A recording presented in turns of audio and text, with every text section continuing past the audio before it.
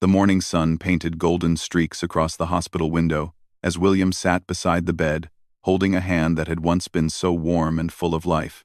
Sarah's breathing was shallow now, each breath a whisper against the stark white sheets. For 47 years, they had been inseparable, building a life that became the envy of everyone who knew them. William remembered the day they met like it was yesterday.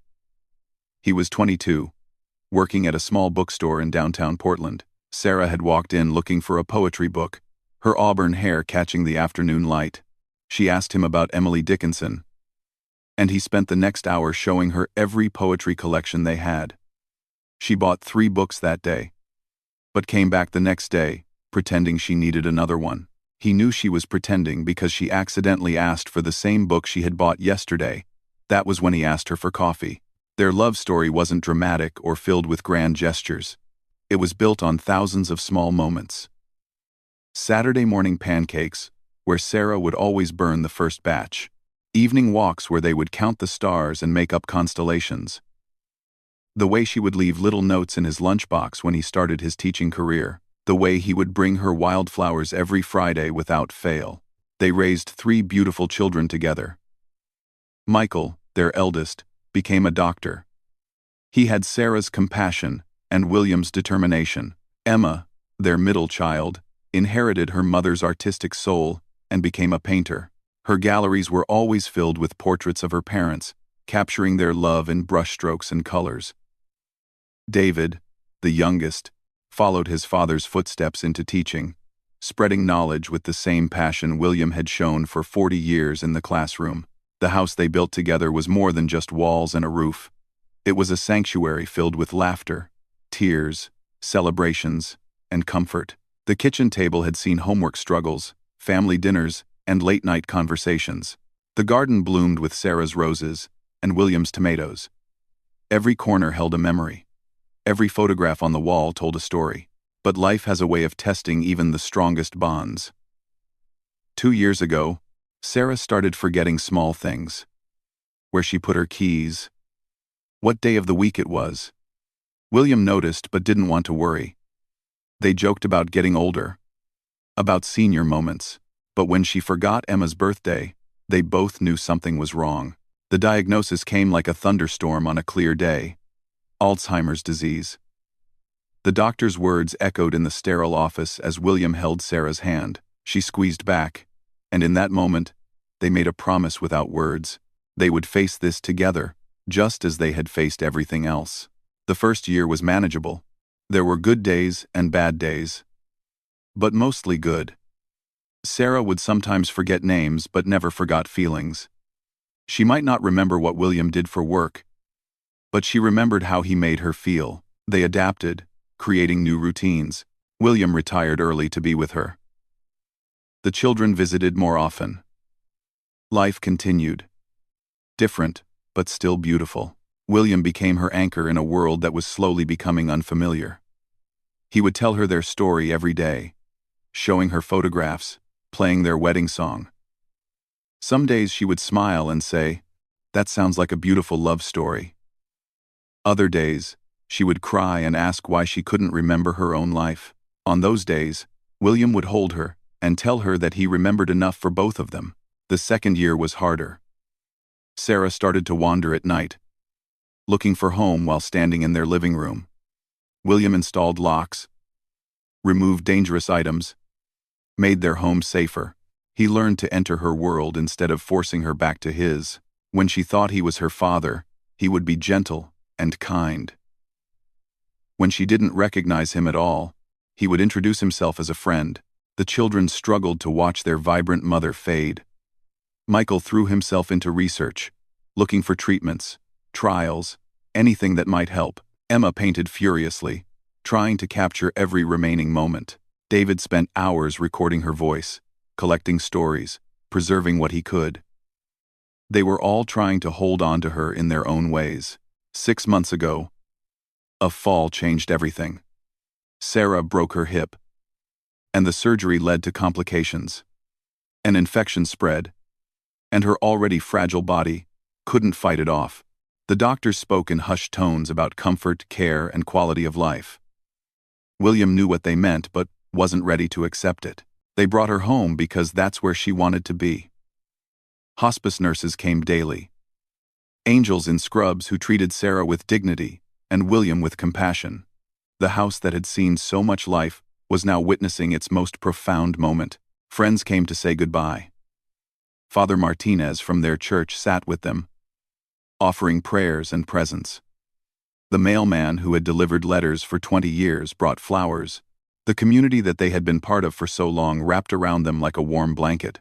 The children took turns staying over. They would sit around her bed, sharing stories, playing her favorite songs. Sometimes, Sarah would open her eyes and smile. Sometimes she would whisper words that didn't make sense but were filled with love. They treasured every moment, knowing that time was now measured in days, not years. William never left her side. He read to her from her favorite books. He played their wedding song on repeat. He told her about their grandchildren's latest adventures.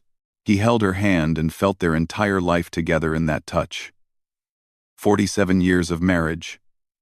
50 years of knowing each other. A lifetime of love compressed into the space between their palms. The nurses told him that hearing was the last sense to go. So William talked.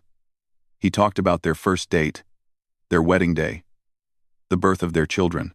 He talked about the vacation to Italy they took for their 25th anniversary, how she had cried seeing the Sistine Chapel. He talked about the time she had tried to surprise him with a homemade birthday cake and set off the smoke alarm. He talked until his voice was hoarse, and then he whispered. He told her it was okay to go, that he would be all right, that the children would take care of each other, that their love would continue even when she couldn't. He told her that she had made his life beautiful, that he was grateful for every single day, even the hard ones.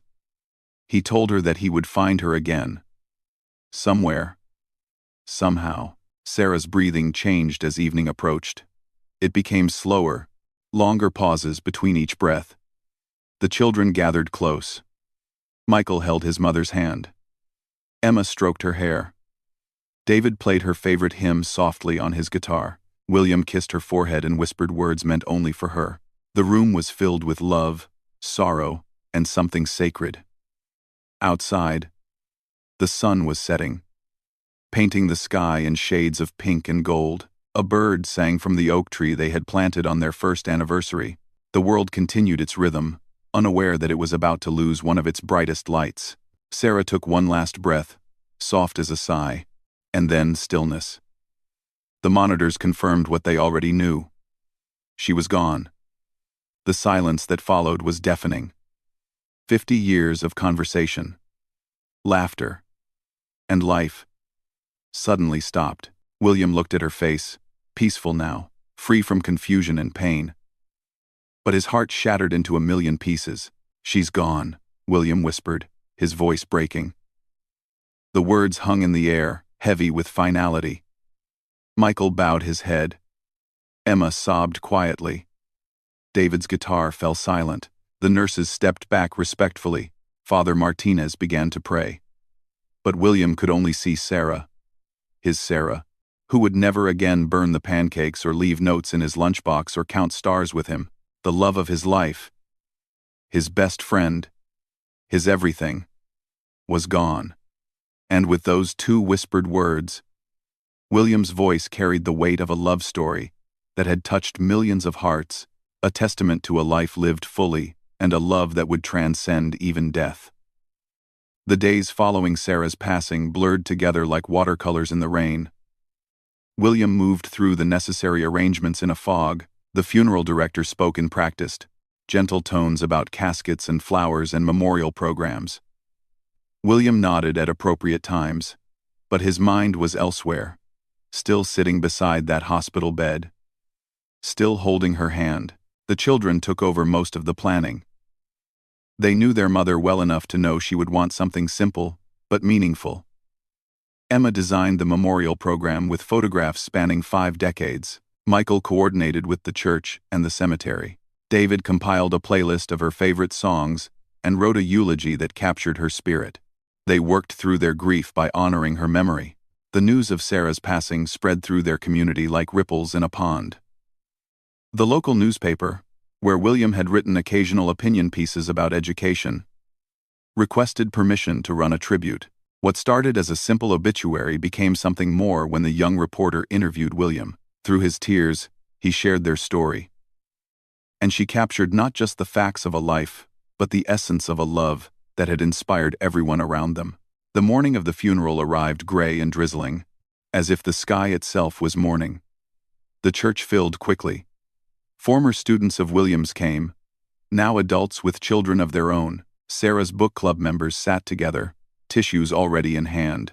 Neighbors, co-workers, childhood friends, and even strangers who had heard their story gathered to pay their respects. William sat in the front row, flanked by his children. He wore the navy suit Sarah had bought him for their 40th anniversary. In his pocket was her favorite handkerchief, the one with tiny violets embroidered on the corner. He clutched it like a lifeline as the service began. Father Martinez spoke about Sarah's faith, her kindness, her way of making everyone feel seen and valued. The church choir sang Amazing Grace, and William remembered Sarah humming it while gardening. Michael read from Corinthians about love being patient and kind. His voice broke twice, but he continued, his father's strength flowing through him.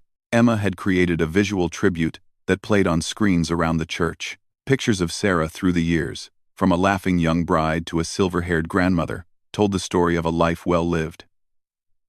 There she was teaching Emma to paint. There she was at David's first concert.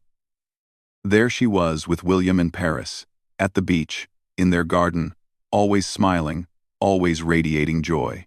David took the podium last.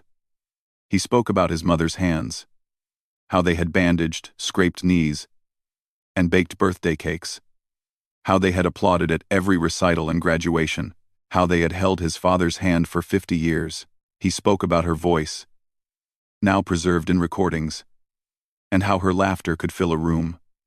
He spoke about her love, which didn't end with her last breath, but continued in everyone she had touched.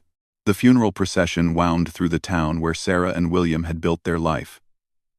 Past the bookstore where they met, now a coffee shop but still holding their history in its walls. Past the school, where she had volunteered for decades.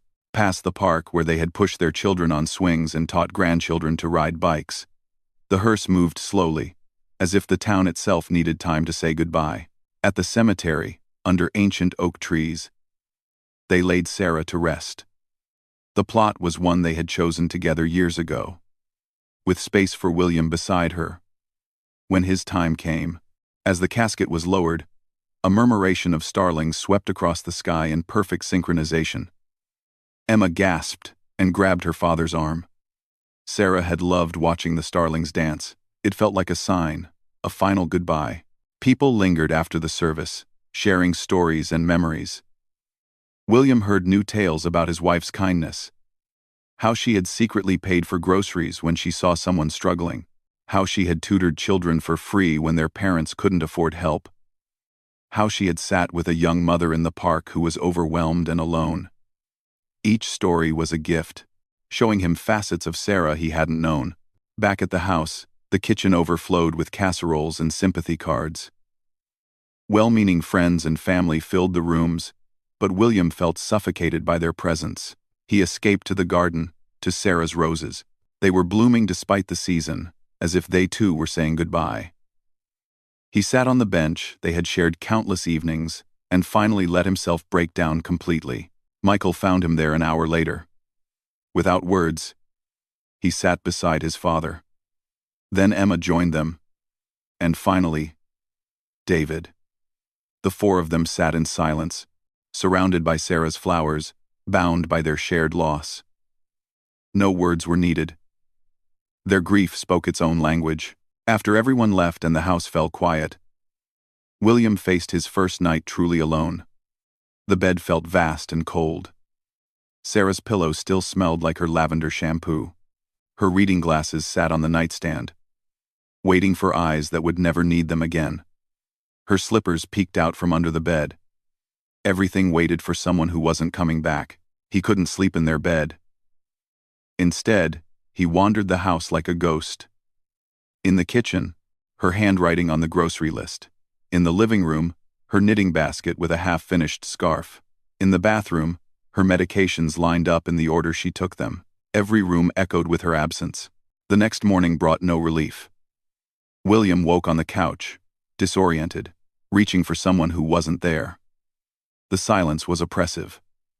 For 50 years, his mornings had started with Sarah, her humming in the shower, her cheerful, "Good morning, sunshine," her gentle kiss before coffee. Now there was nothing but the ticking of the grandfather clock. The children tried to help. They took turns staying with him. But William sent them home. They had their own families, their own grief to process. He needed to learn to be alone. Though he had no idea how, every task felt insurmountable. Making coffee for one, cooking dinner without her dietary preferences to consider, watching their evening shows without her commentary. The newspaper article about their love story ran the following Sunday. The young reporter had crafted something beautiful from William's rambling memories. She wrote about a love that had lasted through Vietnam War protests and moon landings, through economic recessions and technological revolutions. She wrote about two people who had grown together rather than apart, who had chosen each other every day for 50 years. The response was unexpected. Letters began arriving from strangers. Emails flooded the newspaper. People shared their own love stories, their own losses, their own struggles with Alzheimer's. A widow in Maine wrote about losing her husband after 60 years. A young couple in California wrote that the story had inspired them to work through their problems. A teenager in Florida wrote that it gave her hope that true love existed. The newspaper asked William if he would write a follow-up piece. At first, he declined. What more was there to say? But the letters kept coming. People wanted to know how he was coping, how he was surviving. They saw their own futures in his present, so he sat at his computer and began to type. He wrote about the small things that hurt the most: setting the table for one, finding her hair on his jacket, receiving mail addressed to her. He wrote about the muscle memory of 50 years, how he still moved to her side of the bed at night, still saved the crossword puzzle for her, still bought her favorite yogurt at the grocery store before remembering. He wrote about the unexpected moments of grace, finding notes she had hidden around the house for him to discover, dreaming of her young and vibrant, and waking with the dream still vivid, hearing their song on the radio at exactly the moment he needed it, feeling her presence in the garden, in the kitchen, in the spaces between heartbeats. He wrote about the decision to keep living, not just surviving, but living, because that's what Sarah would want. She had faced her disease with courage and grace. He would try to face his grief the same way. He would honor her memory, not by dying with her, but by living for her. The article touched a nerve. It went viral, as the young people said. William didn't understand the internet, but Michael explained that millions of people had read his words. They were sharing it on something called social media. Comments poured in from around the world. Love and loss, it seemed, were universal languages. A television producer called, wanting to interview William. Publishers inquired about a book. Documentary filmmakers expressed interest. Everyone wanted to capture this love story, to bottle it somehow, to understand its secret. William declined them all. He hadn't written for fame or money. He had written to honor Sarah and to help others walking the same difficult path. But the letters kept coming, and William kept responding. He wrote to the widow in Maine, sharing tips for sleeping alone. He wrote to the young couple in California, telling them about the time he and Sarah had almost divorced over financial stress and how they had worked through it. He wrote to the teenager in Florida, assuring her that love like theirs was possible, but took work, commitment, and choosing each other every single day. Without meaning to, William became a grief counselor, a love advisor, a beacon of hope for strangers around the world. His dining room table became command central for correspondence. Emma helped him organize the letters. David set up an email account. Michael vetted the requests that came in. Together, they turned their grief into purpose. 3 months after Sarah's death, William received a letter that stopped him cold. It was from a woman named Margaret, whose husband had Alzheimer's. She was where William had been 2 years ago, watching the love of her life disappear piece by piece. She wanted to know how to hold on, how to cope, how to love someone who no longer knew her name. William wrote her the longest letter of all. He told her about entering Sarah's world, instead of forcing her into his. About finding joy in small moments of recognition. About how love existed beyond memory, in the cellular level, in the soul. He told her about the hard days when he wanted to give up, and the beautiful days when Sarah would smile and, for just a moment, be herself again. Margaret wrote back. They began a correspondence that became a friendship. She lived 2 states away but facing the same journey. William shared everything he had learned. What had worked? What hadn't? How to handle the anger and frustration. How to grieve someone who was still alive. How to prepare for the end while still hoping for more time. Other connections formed. A support group for widowers invited him to speak. He was terrified but went anyway, clutching Sarah's handkerchief in his pocket. He told their story and his voice broke, but he continued. The men, some stoic, some weeping, understood. They shared their own stories. They laughed and cried and found comfort in their shared experience. William discovered that his pain, while unique in its details, was universal in its depth. Every person who had loved and lost understood the emptiness, the disorientation, the feeling of being half a person, but they also understood the gratitude for having loved at all, for having been loved in return, for the memories that no disease or death could steal. A year passed with the rhythm of grief, marking time differently than before. Spring arrived with Sarah's roses blooming magnificently, as if she were still there tending them. William had learned their care through decades of watching her. But this year he truly understood the patience and love she had poured into each plant. He spent hours in the garden, hands in soil, feeling connected to her through the earth that nurtured her beloved flowers. The letters never stopped coming. William's dining room had transformed into what Emma jokingly called the Love Letter Command Center. 3 large boxes overflowed with correspondence from around the world. People wrote in different languages, which David helped translate, using technology William didn't quite understand. The stories were different but the themes universal. Love found, love lost, love remembered, love hoped for. One letter stood out from the rest. It came from a young woman named Jennifer, who was a neurological researcher specializing in Alzheimer's disease. Her grandmother had suffered from the same condition, and Sarah's story had inspired her to dedicate her life to finding a cure. She invited William to speak at a fundraising gala for Alzheimer's research, promising that his story could help raise awareness and funds for the cause. William's first instinct was to decline. Public speaking had always been Sarah's strength, not his. She could light up a room, command attention with her warmth and charisma. He was the quiet one, more comfortable with one-on-one conversations than addressing crowds. But then he thought about all the families facing what they had faced, all the people who would lose their loved ones twice. First to the disease, then to death. He said yes. The gala preparation became a family project. Michael helped him structure his speech with medical accuracy. Emma created a visual presentation of photographs that told their story without words. David composed a piece of music inspired by his parents' love, something that captured both joy and sorrow in its melody. They worked together, finding healing in the shared purpose. The night of the gala arrived faster than William expected. The ballroom was elegant, filled with doctors, researchers, philanthropists, and families affected by Alzheimer's.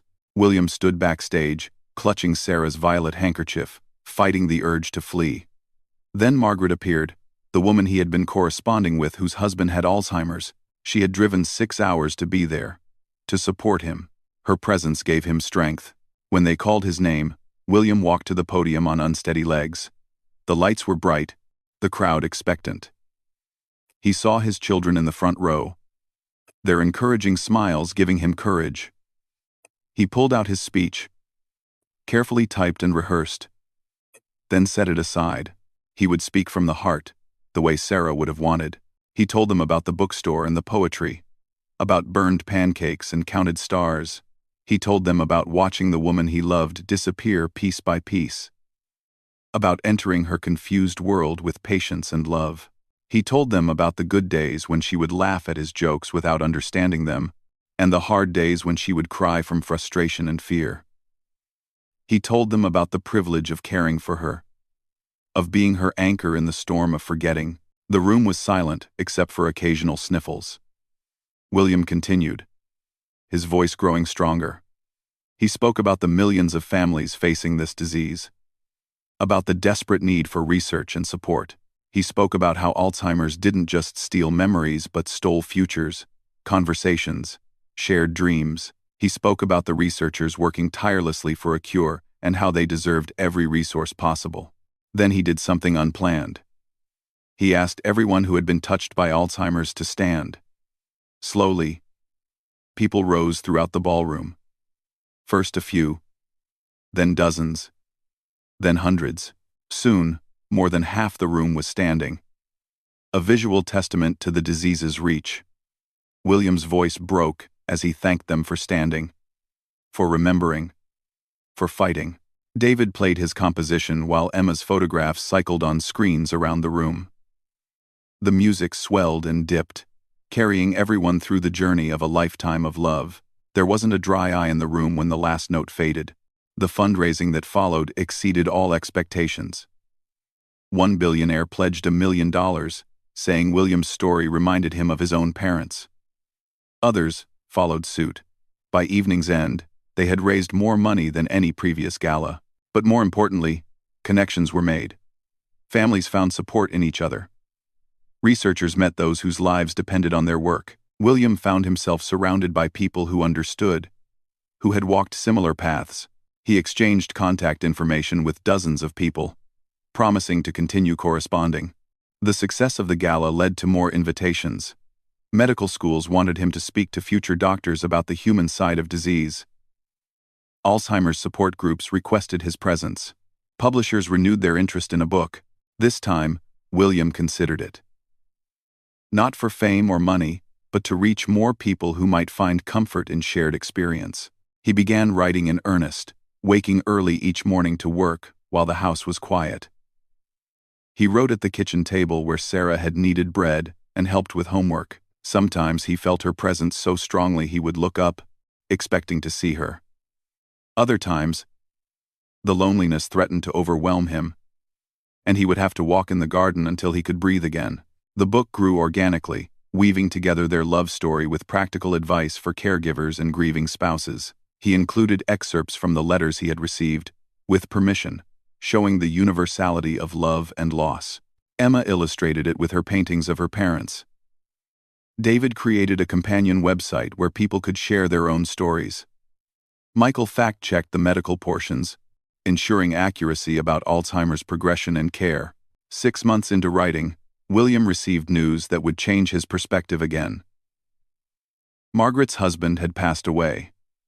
She was now walking the path William knew so well. He drove 6 hours to attend the funeral, to repay her kindness at the gala.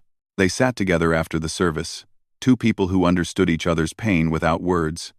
They began meeting monthly, sometimes just sitting in silence, sometimes talking for hours. Through Margaret, William learned that grief wasn't a problem to be solved but a lifelong companion to be integrated. She taught him that moving forward didn't mean moving on, that finding moments of joy didn't diminish the love for those lost.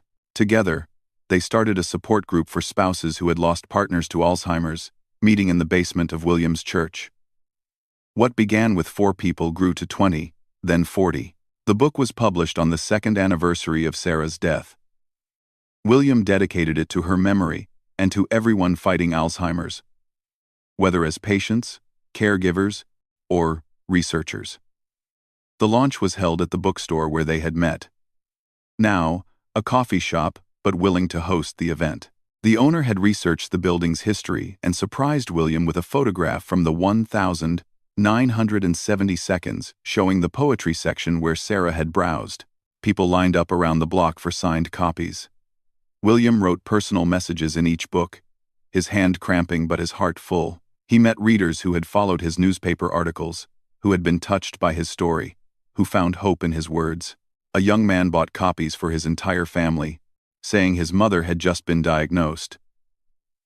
An elderly woman whispered that the book helped her understand what her late husband had experienced. A couple in their 30s said it inspired them to cherish their healthy years together.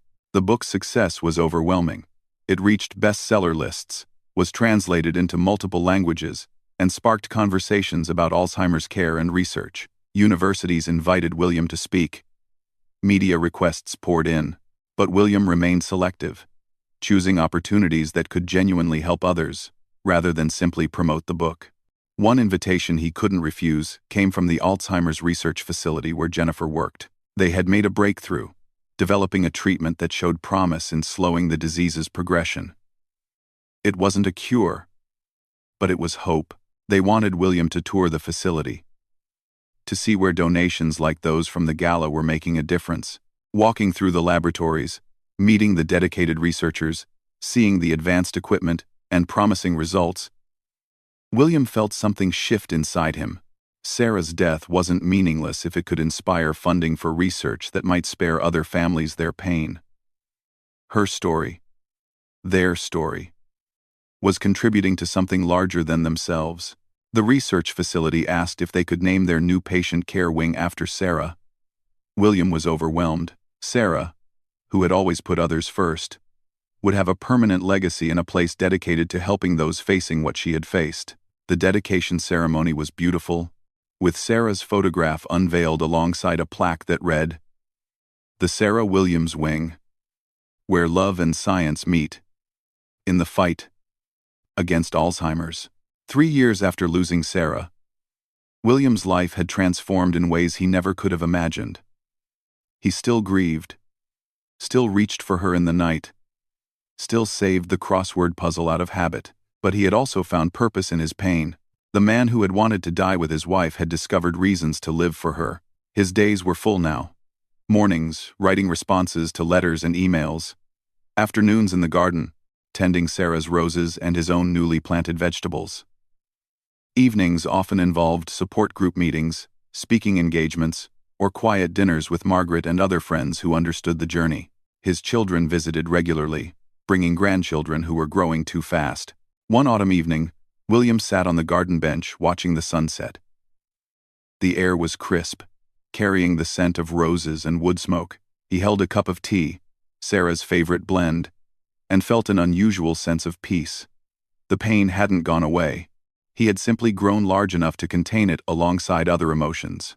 His phone buzzed with a text from Emma. She had finished a new painting, a portrait of William in the garden, surrounded by Sarah's roses. She wanted to include it in her upcoming exhibition titled Love Persists. He smiled, knowing Sarah would be proud of their daughter's talent and sensitivity. David called next, excited about a new composition inspired by the letters William had received. He wanted to create a concert series where music and storytelling combined to explore themes of love and loss. He planned to donate proceeds to Alzheimer's research. William could hear Sarah in David's enthusiasm, her way of turning emotion into art. Michael stopped by after his hospital shift, still in scrubs, looking tired but fulfilled. He had started specializing in geriatric care, inspired by his mother's journey. He spoke about his patients with compassion, sharing how his personal experience helped him connect with families facing difficult decisions. Sarah's influence continued through him, touching lives she would never meet. As darkness fell, William remained in the garden. The stars emerged one by one, and he found himself counting them as he and Sarah used to do. But now, instead of making up constellations together, he saw her in existing ones. Her smile in Cassiopeia, her strength in Orion, her grace in the Swan. A year ago, he had whispered, "She's gone," with a breaking heart. The words had carried such finality, such despair. But now he understood differently. Sarah was gone from this physical world, yes. Her voice no longer filled their home. Her hand no longer held his. Her laughter no longer brightened difficult days. But she wasn't truly gone. She lived in their children's accomplishments and grandchildren's smiles. She lived in the roses that bloomed each spring and the recipes lovingly prepared by those who missed her cooking. She lived in the research facility bearing her name and the treatments being developed there. She lived in the thousands of people who had found comfort in their story, who had been inspired to cherish their own loves more deeply. Most of all, she lived in William's heart, not as a ghost that haunted, but as a presence that sustained. He carried her with him, not as a burden, but as a blessing. Their love hadn't ended with death. It had transformed, becoming something that could inspire and heal others. The next morning, William woke with purpose. There were letters to answer, people to help, a support group meeting to lead. He made coffee for one, but set out 2 cups out of habit and love. He sat at the kitchen table, opened his laptop, and began typing a response to a woman whose husband had just been diagnosed with early-stage Alzheimer's. "Dear Patricia," he wrote, "thank you for reaching out. I understand how frightened and overwhelmed you must feel right now. When Sarah was first diagnosed, I felt like the world had ended, but I want you to know that while the journey ahead is difficult, it's not without moments of grace, beauty, and profound love." As he typed, sharing practical advice mixed with hope, William felt Sarah's presence strongly. Not in a supernatural way, but in the way love persists beyond physical presence. He was her voice now, sharing their hard-won wisdom with those who needed it. He was her hands, tending the garden she had planted. He was her heart, continuing to love in a world that desperately needed more love.